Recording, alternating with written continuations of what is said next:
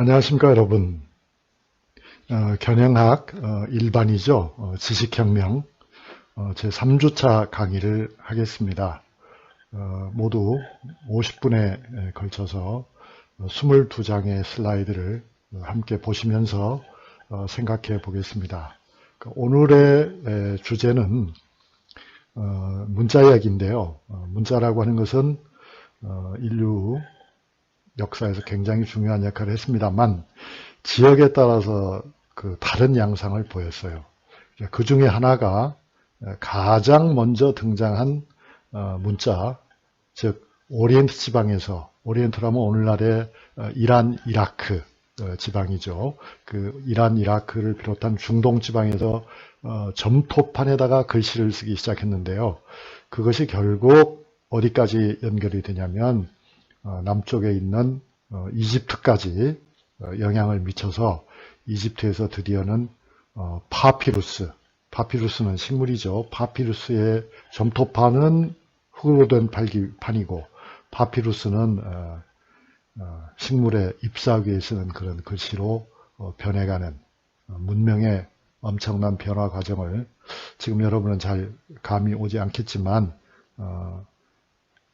말하자면 아주 초보적이고 원시적인 그런 글쓰기가 상당히 개량된 글쓰기로 형태상 바뀌는데 그것은 형태상에서의 큰 변화였을 뿐만 아니라 문명 전체의 커다란 몇 단계의 그 지식혁명 과정을 겪은 변화였다 하는 것들을 오늘 강의를 통해서 여러분에게 설명하려고 합니다.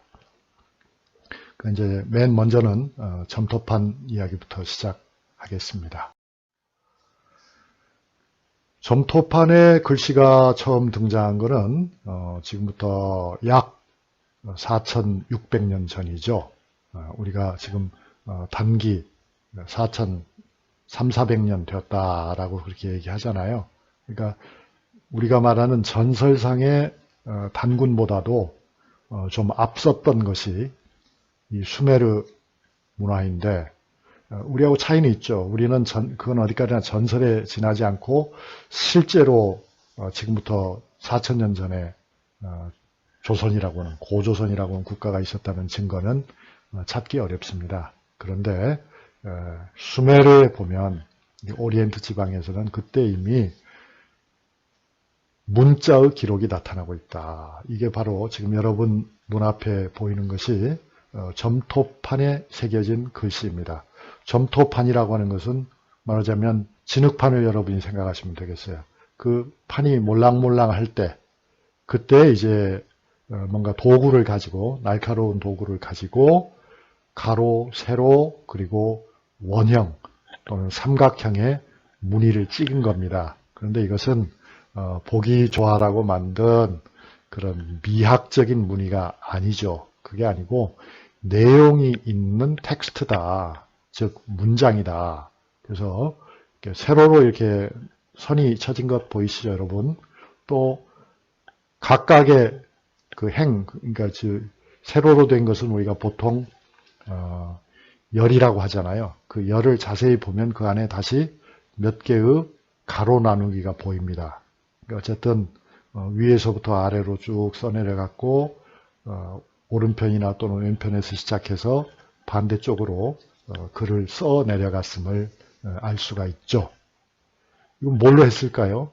분명히 손가락으로 한 것은 아니고 도구를 이용한 것이 분명하죠. 날카로운 도구, 조각칼 같은 것을 이용해 가지고 송곳 같은 것을 이용해서 이런 글씨를 만들어 썼다. 대단한 일이죠. 도대체가 이렇게 오래전에 4,600년 전에 글씨로서 그럼 무슨 텍스트를 생산했을까 궁금해지잖아요. 어떤 내용이었겠습니까, 여러분?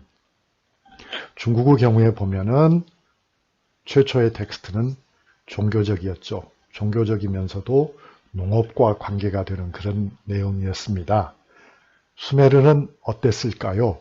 이런 내용을 해석할 수 있을까요? 물론 해석할 수가 있습니다. 어떻게 해요? 그러니까 문자의 역사가 있잖아요.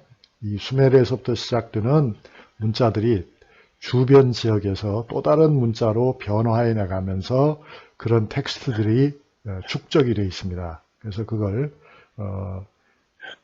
아래서부터 차근차근 위로 올라가게 되면은 신기하게도 가장 오래된 텍스트에 대해서도 우리는 열쇠를 발견할 수가 있다.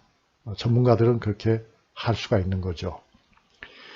자, 그러한 점토판에 새겨진 텍스트로서 많은 사람들에게 가장 널리 알려진 것이 바로 길가메시 서사시일 것입니다.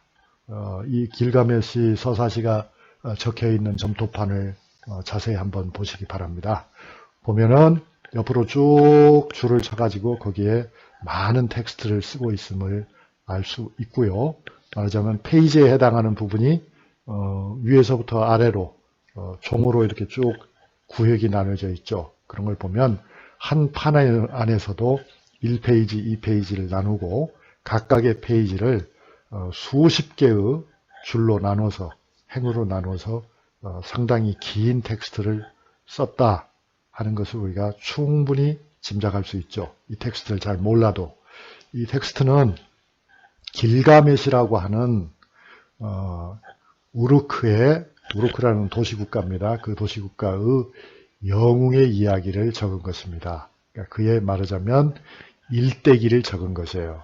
그래서 그걸 서사시라고 하죠. 일대기를 적어서 서사시라고 하는 것이 아니고 그 이야기를 쓰는 방식은 서사라는 건 알겠죠. 일이 전개되어 간 방식을 적은 시다 이겁니다. 시라고 하는 것은 산문과는 다르죠. 어떤 특징이 있습니까? 시에는 산문과는 달리 일정한 형식이 요구되고 있다. 그런 형식적인 조건을 갖추고 있는 것이 바로 시라고 볼 수 있는데 길가메시 서사시를 연구한 학자들이 이건 산문이 아니고 시야. 여기에는 운율이 있어. 이렇게 밝힌 것입니다. 내용도 다 정확하게 연구해냈죠. 아까 말한 것처럼 문자를 소급해 가면서 쭉 관련되는 문자를 광범위하게 연구한 결과 이 길가메시 서사시의 내용도 알게 되었는데요. 내용이 좀 궁금할 것 같아서 여러분에게 좀 소개를 드려야 될 것 같습니다. 그 소개를 조금 뒤로 미루고 점토판을 만드는 방식에 대해서도 뭔가 날카로운 도구로 누른 것이 분명하다라고 했는데 지금 눈에 보이시는 것이 앞에 보이시는 것이 점토판을 만드는 도구와 그 결과물로서의 점토판입니다.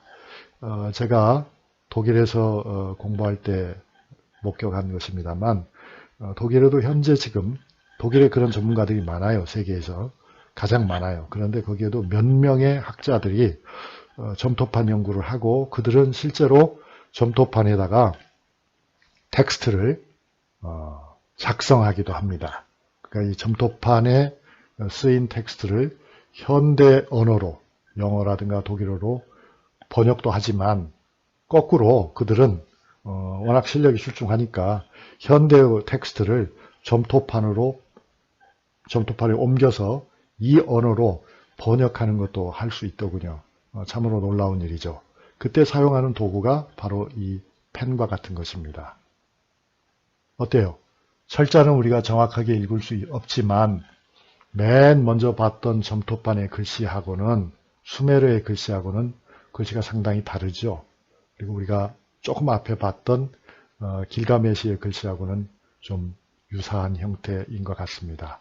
그러니까 점토판에 쓴 글씨라고 해서 언제나 같았던 것은 아니고 이게 다 상형 문자의 범주에 속한 것인데 시기에 따라서 장소에 따라서 변화를 거듭해 갔다는 것은 당연한 사실이죠.